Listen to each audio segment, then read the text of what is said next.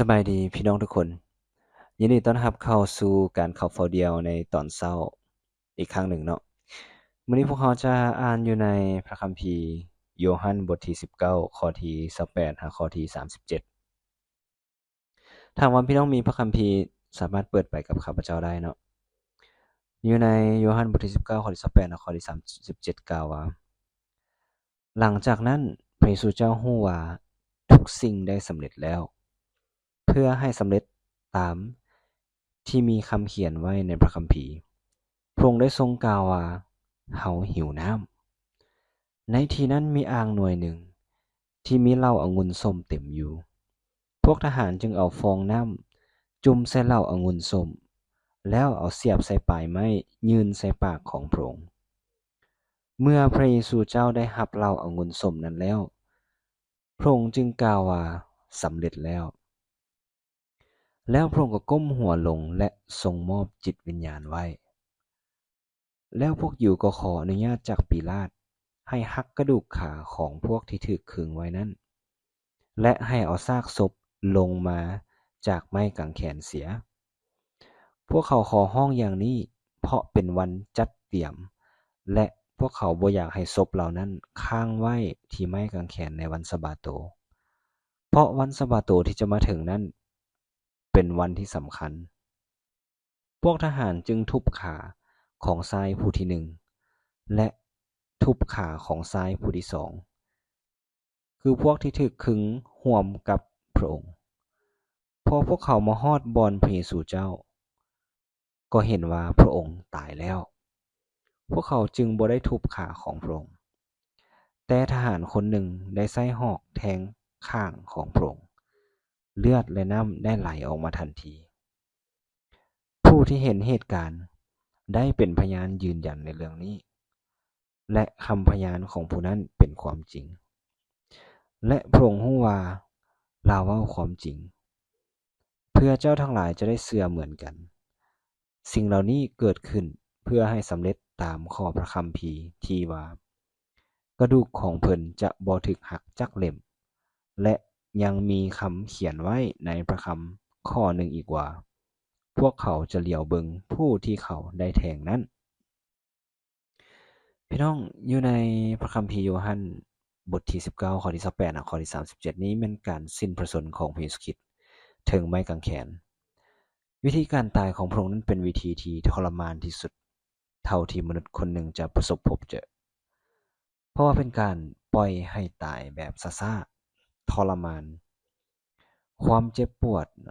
เลือดที่ไหลนองออกมาเฮ็ดให้มนุษย์นั้นค่อยๆหมดลมหายใจไปและทรมานที่สุดด้วยการเฆี่ยนตีและการถูกแทงต่างๆแต่เพื่อเป็นการเติมเต็มพระสัญญาที่พระเจ้าได้วางไว้ให้กับมนุษย์คือการช่วยกู้เอามนุษย์ให้สำเร็จดังนั้นอยู่ในข้อที่30พระองค์จึงกล่าวว่าเมื่อพระองค์รับเหล้าองุ่นส้มแล้วพระองค์จึงกล่าวว่าสำเร็จแล้วคำว่าสำเร็จแล้วนี่เป็นการบอกเป็นการประกาศของพระเยซูคริสต์ว่าเวียกงานที่พระองค์ได้ถูกส่งมาโดยพระบิดานั้นเพื่อช่วยกู้เอามนุษย์นั้นได้สำเร็จแล้วและพระองค์ได้รับเอาการลงโทษของความบาปถือรับเอาความบาปที่ไม้กางเขนนั้นพระองค์ได้สิ้นพระชนม์ก็คือสำเร็จแล้วเช่นกันเนาะแล้วเมื่อที่พวกเขามาเบิ่งต่อไปเมื่อพระองค์กล่าวว่าสำเร็จแล้วพระองค์ก็ก้มหัวลงและทรงมอบจิตวิญญาณนั้นไว้หมายความว่าพระองค์นั้นได้สิ้นพระชนม์เป็นที่เรียบร้อยพี่น้องอยู่ในข้อที่31จึงบอกว่าเนื่องจากวันสะบาโตเนื่องจากว่าเนาะ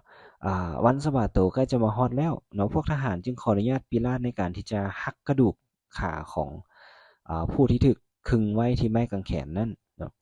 เพื่อที่ซากศพของพวกเขานั้นจะบ่ได้คาอยู่ถึงไม้กางเขนเพราะว่าพี่น้องการที่เขาเจ้าหักขานักโทษหรือว่าผู้ที่ถูกขึงไว้ที่ไม้กางเขนนั้นเป็นการที่เฮ็ดให้นักโทษหรือว่าผู้ที่ถูกขึงไว้ที่ไม้กางเขนนั้นตายไวขึ้นเนาะเพราะว่าขาของพวกเขาจะถูกตอกอยู่กับไม้กางเขนเนาะ แล้วปอดของพวกเขานั้นเมื่อเวลาที่อ่าพวกเขาจะหมดลมหายใจนั้นพวกเขาจะดีดตัวขึ้นมาแล้วไส้ขานั้นยืนขึ้นช่วงระยะเวลาหนึ่งเพื่อที่จะหายใจแล้วให้เขาเจ้าได้มีชีวิตต่อคือเขาเจ้าจะบ่ตายจักเทื่อแต่ว่าจะตายซ่าๆเนาะแต่ว่าในกรณีนี้คือพวกทหารเนาะพวกยิวได้อยากให้พวกเขาตายไวอยากเป็นการเล็งการตายเนาะแล้วพวกเขาจึงขอร้องอย่างนี้เพราะว่าในมื้อต่อมาเนี่ยจะเป็นวันสะบาโตซึ่งวันสะบาโตนี้พี่น้องจะเป็นจะถูกวันสำคัญเป็นอาทิตย์แห่งปัสกาเนาะถูกวันสำคัญคืออาทิตย์แห่งปัสกาหรือว่า Passover เนาะพวกทหารจึงปิลาตจึงให้พวกเขาเนาะทุบหักขานักโทษพอมาฮอดนักโทษคนที่1เนาะพวกเขาก็ทุบขาพวกเขาแล้วคนที่2พวกเขาก็ทุบขาเนาะให้กระดูกหักแต่พอมาฮอดเพสคิดแล้วพวกเขาจึงเห็นว่าโอ้พระองค์นั้นตายแล้วพวกเขาจึงบ่ได้ทุบขาพระองค์แล้วในทหารคนหนึ่งใช้หอกแทงทั้งข้างพระองค์เพื่อให้เพื่อทดสอบว่าพระองค์ตายแล้วอีหลีบ่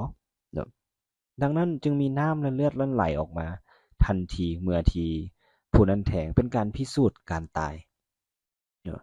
แล้วก็มีพยานที่เห็นว่าพระองค์นั้นสิ้นพระชนม์แท้ๆหรือว่าตายแท้ๆผู้ที่เห็นเหตุการณ์เป็นพยานยืนยันในเรื่องนี้และคำพยานของผู้นั้นก็เป็นความจริงและพระองค์รู้ว่าเราเว้าความจริงพระองค์นี้หมายถึงบ่แม่นเพียงแต่พยานในที่นี้บ่แม่นเพียงแต่ผู้ที่เห็นเหตุการณ์เท่านั้นเนาะบ่แม่นบ่แม่นแต่ผู้คนเท่านั้นแต่ว่าพริสคิดเองก็ได้เป็นพยานถึงการตายของพระองค์เช่นกันพระบิดาที่ทรงเบิ่งอยู่ก็เป็นพยานเนาะพระวิญญาณบริสุทธิ์ก็เป็นพยานเนาะแล้วก็สาวกของพระองค์ผู้ที่เห็นเหตุการณ์ทั้งหมดเป็นพยานถึงการตายของพริสคิดเนาะพี่น้องเนาะจึงเขาสามารถลบคำกล่าวหาที่บอกว่าพริสคิดนั้นบ่ได้ตายแท้และพระองค์ฟื้นคืนพระชนบ่แม่นพระองค์นั้นตายแท้ๆสิ่งเหล่านี้เกิดขึ้นเพื่อที่จะให้สำเร็จตามพระคัมภีร์ที่กล่าวว่ากระดูกของเพิ่นจะบ่ถูกหักจากเล่มเนาะเมื่อเฮาเบิ่งว่าเป็นหยังจึงสำคัญแท้คำว่ากระดูกของเพิ่นจึงบ่ถูกหักจากเล่มนี้เพราะว่าทุกๆพระสัญญาของพระเจ้านั้นถูกเติมเต็มในพระเยซูคริสต์เราจะเบิ่งอยู่ในอพยพบทที่12ข้อที่46เนาะอพยพกฎเกี่ยวกับกฎระเบียบเนาะการฉลองปัสกาเนาะอาหารทั้งหมดข้อที่46กล่าวว่าอาหารทั้งหมดที่กินอยู่ในเรือนและอย่านำออกไปกินนอกเรือนอย่าหักกระดูกสัตว์ที่ตนได้ฆ่ากินในพิธีนี้เนาะเปรียบเหมือนพระเยซูคริสต์พี่น้องที่การเฉลิมฉลองปัสกานี้ที่พระเจ้าได้มอบให้กับชาวอิสราเอลอยู่ในอพยพ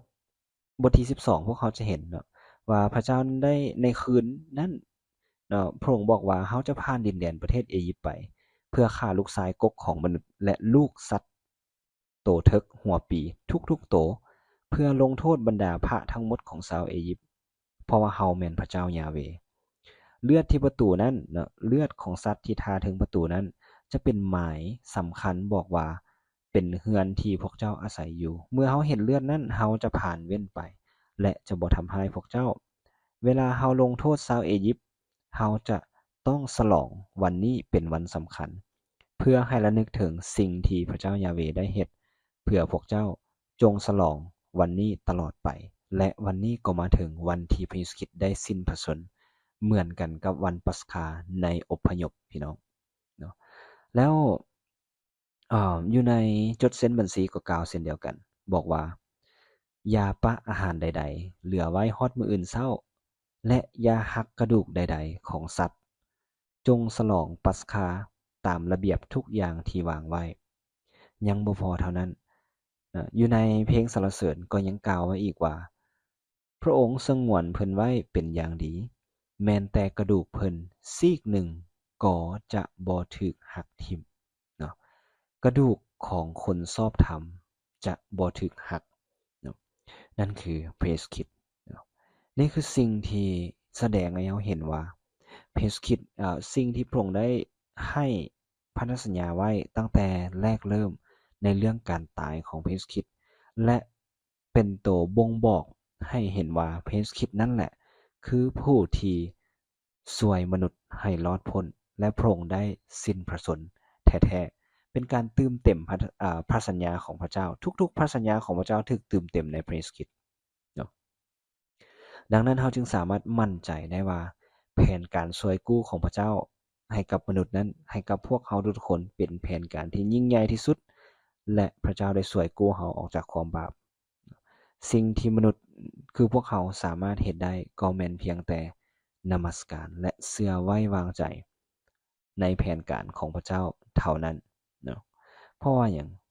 นี่คือสิ่งที่พระองค์ได้เฮ็ดถึงไม้กางเขนเพื่อพวกเขาทุกคนพี่น้องและการตายของพระองค์นั้นมีพยานเนาะมีพยานทั้งพระองค์เองเป็นพยานให้กับพระองค์เองเนาะบ่มีพยานผู้ใดที่ทรงฤทธิ์อำนาจหรือบ่มีพยานผู้ใดที่น่าเชื่อถือได้หลายไปกว่าพระวิญญาณของพระเจ้าแล้วก็พระบิดาที่เบิ่งอยู่ถึงฟ้าสวรรค์พี่น้องดังนั้นให้พวกเขามั่นใจได้เลยว่าการตายของพระเยซูคริสต์เนาะเป็นการเป็นการที่พระองค์ได้เติมเต็มพระสัญญาแล้วก็การเฮ็ดให้สำเร็จคือการช่วยกู้เอามนุษย์ให้รอดพ้นจากความบาปเนาะเพราะฉะนั้นพี่น้องนี่คือสิ่งที่พระคำอยากที่จะบอกกับพวกเขาดังนั้นให้พวกเขาที่จะดำเนินชีวิตในวันนี้ด้วยความมั่นใจเนาะในการเชื่อและไว้วางใจว่าพระเยซูคริสต์ได้สิ้นพระชนม์เพื่อความบาปของเขาเรียบร้อยแล้วดังนั้นพวกเขาจึงบ่ต้องชดใช้หรือว่าจึงบ่ต้องรับเอาอ่าการถูกทรมานจากความบาปนั้นเพราะว่าเนื่องจากว่าพระเยซูคริสต์ได้รับเรียบร้อยแล้วเนาะให้พวกดำเนินชีวิตด้วยความมั่นใจด้วยพระองค์ที่อยู่ในสถิตอยู่ในตัวของพวกเขาเนาะดังนั้นพวกเขาจึงต้องได้ยอมจำนนและนมัสการพระเจ้าเพราะพระเจ้าเฮ็ดสิ่งนี้เพื่อช่วยกู้เอาพวกเขาเนาะเหมือนกันกับเทศกาลปัสกาที่พระองค์ได้ช่วยกู้เอาชาวอิสราเอลออกจากประเทศอียิปต์และพระเยซูคริสต์ได้ช่วยกู้เอามนุษย์ทุกๆชาติเช่นเดียวกันให้พวกเขาที่จะอธิษฐานพระเจ้าพระบิดาขอบคุณพระองค์สำหรับวันนี้ขอพระเจ้าที่จะอวยพรพี่น้องของลูกทุกๆคนที่จะดำเนินชีวิตพระบิดาเจ้าบ่ว่าจะเป็นการเฮ็ดเวียกการเรียนหรือเฮ็ดสิ่งใดก็แล้วแต่พระบิดาขอพระเจ้าที่จะ